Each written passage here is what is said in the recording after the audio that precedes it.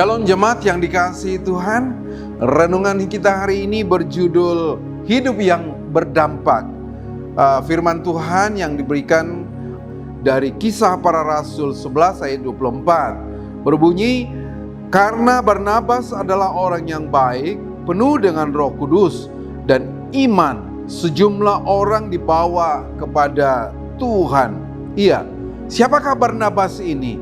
Barnabas adalah jemaat mula-mula atau orang percaya pada awal kekristenan yang disebutkan dalam Perjanjian Baru.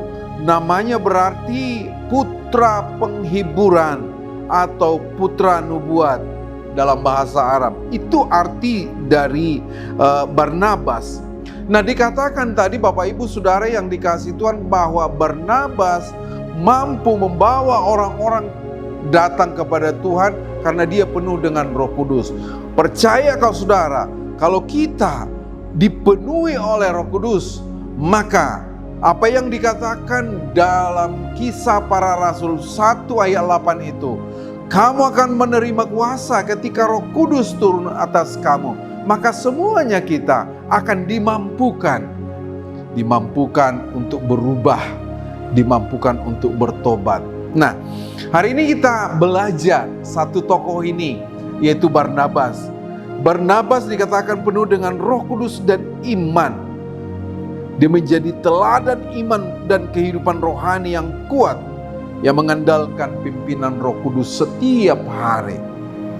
Dia menjadi orang dermawan, tidak melekat kepada harta. Barnabas ini pernah menjual hartanya dan membagi-bagikannya kepada orang miskin.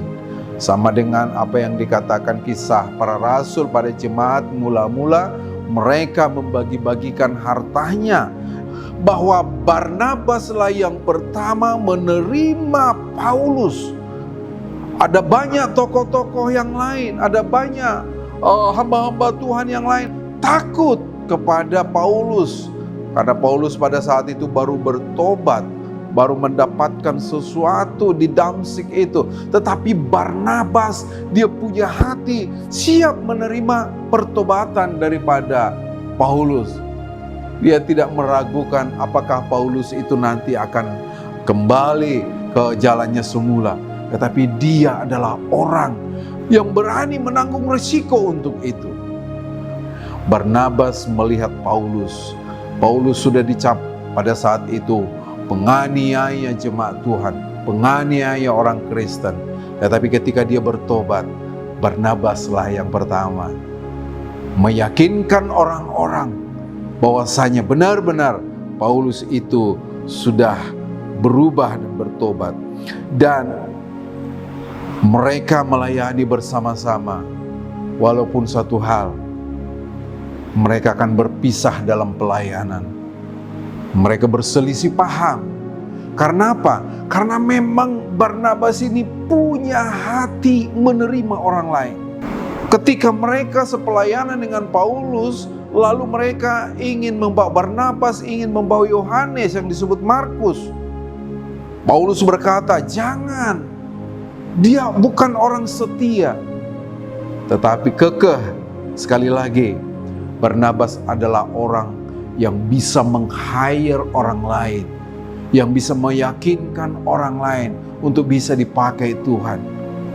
Dan betul, Barnabas membawa Yohanes atau yang disebut Markus tadi dalam pelayanannya. Itulah yang membuat mereka berpisah dalam pelayanan, berselisih dalam pelayanan. Tetapi satu hal, mereka tidak saling menyimpan kepahitan dalam hati. Luar biasa.